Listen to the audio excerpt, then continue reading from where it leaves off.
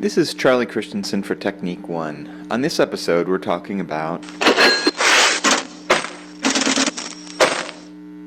registration. When it comes to registration or the registers of your voice, there's a lot of terms that get thrown around, and what's very confusing is that most of these terms mean the same couple things. Let's start by defining what a register is. So a register is a series of consecutive and homogeneous tones going from low to high, produced by the development of the same mechanical principle, and whose nature differs essentially from another series of tones, equally consecutive and homogeneous, produced by another mechanical principle. So that's a little dense. We can break it down to three key elements of a register. The pitches have to be adjacent, so they have to be next to each other. I can't say that I have a pitch down here that's low in one register, then the rest of the pitches above that are in a different register, and then there's some other pitch higher above that that's in that same first register. The pitches have to be adjacent.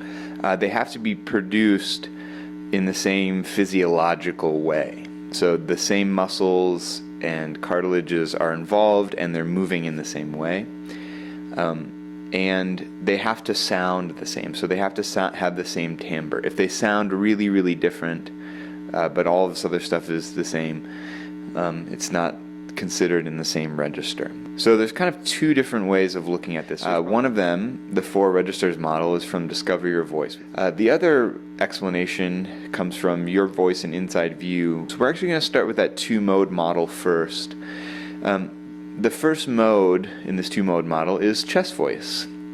Vocal folds are thickened by contraction of the TA muscles, which are the thyroarytenoid muscles, resulting in greater mass per unit length and a square-shaped glottis when viewed in cross-section. Because they are short and have little longitudinal tension, the amplitude is high, which means that the volume is high, so chest voice is louder. TA muscles, the thyroarytenoid muscles, you'll remember, are also the vocal folds. So that's chest voice, that's mode 1. And then mode 2 is head voice. So pitch modulation relies more heavily on the cricothyroid muscles, which are the muscles that are outside the thyroid and the cricoid cartilage. And so that's the move where the thyroid cartilage actually rotates on top of the cricoid cartilage. So this movement elongates and thins the muscles. Mucosal movement is focused along the medial margins of the vocal folds, so it means just the edge of the vocal folds. And amplitude is generally low. For very high pitches, as typified by the male falsetto and female whistle voice, which I actually think are two different things, the glottis might never completely close during mode 2. So that's whistle tone. So if basically it's like your vocal folds are whistling, they don't come all the way together. So those are the two modes, chest voice and head voice. There's this little drawing on the side here. This is to show that in the chest voice, the vocal folds are kind of square and much thicker, and in head voice, they're much thinner and they come together kind of more on a point. And the vibration that happens is more on the edge, and chest voice, the vibration kind of happens all the way through the vocal folds. There's some quick little illustrations here. So this is chest voice. So you can see how square the vocal folds are. You can also see that how the bottom of the vocal fold kind of opens first, and then it's the top, and then the bottom comes together. Here is head voice, or mode 2. And so you can see they're much thinner, and the vibration is happening just at the edge. Here very quickly is what it looks like to do whistle tone. So the vocal folds never completely come together. Okay, so that's the two modes explanation. And let's now look at the four registers explanation. And this is similar but slightly different. So the first register is fry register. So this is the very lowest register. We use this for speaking sometimes and to make that vocal fry sound that I've been asking you not to use so much. But vocal fry sounds like just to remind everybody. So it's very, very low. It's actually pitch. It's just it's not something we hear as a pitch, and it's very irregular typically. The second register out of the four is chest, and this is for singing and speaking. Same thing as mode 1 in the modes way of looking at this. Register 2 is head or falsetto, and some people disagree with this idea that that is falsetto in men. And so there's actually a little bit of debate, actually quite a lot of debate about whether or not men have a head voice that's separate to their falsetto. And my thinking on this has evolved quite a bit.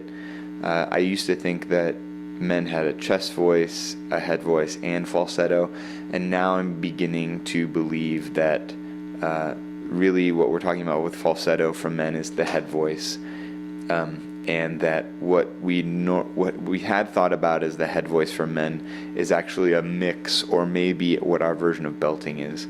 Okay, and then register 4 is the whistle.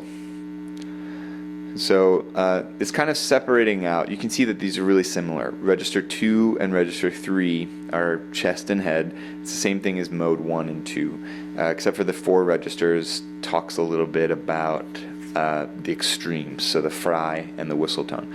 Why this is important is because you might hear this other term, and that's using your 2.5 or your mix register. And so if you're thinking about modes, if you're thinking about, well, there's mode 1 and mode 2, then if someone said, well, there's mode 2.5 and it's a mixture of the two, it wouldn't make any sense. So it's important to understand the 4 registers number system. Basically, a mix is your cricothyroid muscles and your thyroarytenoid muscles are both active in this. So there's a little bit of a maybe mix is not the best word for it, but there's kind of a collaboration happening between these sets of muscles. So that's the 2 different explanations. There's the 2 modes, and there's the 4 registers. Let's talk about a little Italian term here. It's the passaggio, and this is the transition from one register to another. These transitions occur differently in males and females and are experienced in different levels of intensity and at different frequencies by every individual. Every individual is completely different, although for men and women there are some bits of information like where the passaggio is typically that's pretty common, although there are no rules. I really like that we use the word passaggio or transition as opposed to the word break. And this is another thing that's kind of like vocal folds versus vocal chords. It's better to think of this as a transition, so it's like a handoff in a relay race, than it is to think like there's actually the edge of a cliff or something for your chest voice. It's a passaggio. It's the transition between these registrations, which are really just the transition between different muscles being involved.